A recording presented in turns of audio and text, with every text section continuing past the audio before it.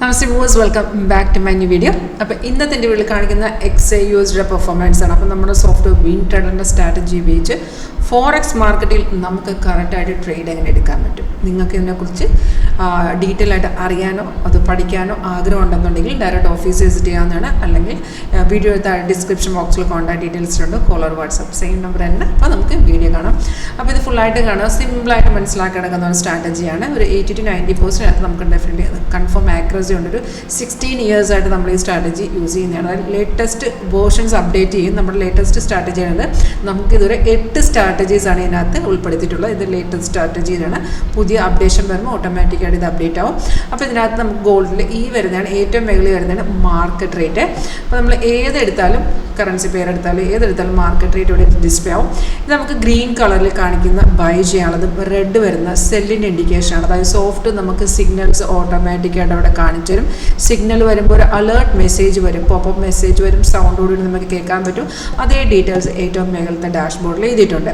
അപ്പം നമ്മൾ ചെയ്യേണ്ട ഈ വരുന്ന ട്രേഡുകൾ എല്ലാം കയറിയെടുക്കല് ഇതിനകത്തൊരു കൺഫർമേഷൻ ഉണ്ട്.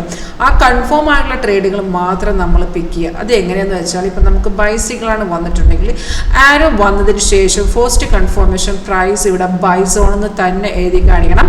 സെക്കൻഡ് കൺഫർമേഷൻ ആരോ വന്നിരിക്കുന്ന ക്യാൻഡിൽ ഇതാണെങ്കിൽ സെക്കൻഡ് ക്യാൻഡിൽ ഓപ്പണിംഗ് പ്രൈസ് ആണ്. നമുക്ക് ഇവിടെ ഒരു പ്രൈസ് എഴുതിക്കാണെങ്കിൽ എൻട്രി പോയിന്റ് 3119, അത് സെക്കൻഡ് ക്യാൻഡിൽ ഓപ്പണിംഗ് പ്രൈസ്. അപ്പോൾ സെക്കൻഡ് ക്യാൻഡിൽ തന്നെ നിങ്ങൾക്ക് ട്രേഡ് എടുക്കാം.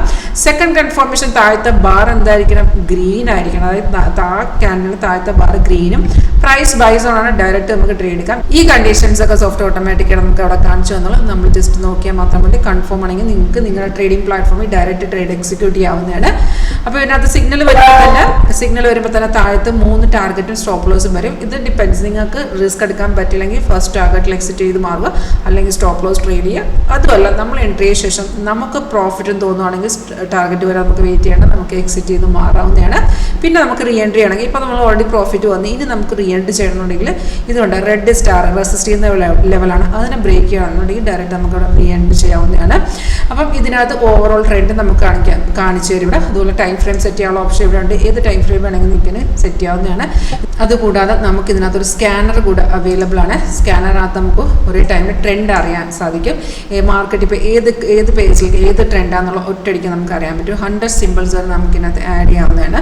അപ്പോൾ ഈ ഒരു സോഫ്റ്റ്വെയറിൻ്റെ സ്ട്രാറ്റജി എങ്ങനെ വർക്ക് ചെയ്യുന്നത് നിങ്ങൾക്ക് അറിയാൻ താല്പര്യമുണ്ടെന്നുണ്ടെങ്കിൽ കോൺടാക്ട് ചെയ്യാം. Thank you.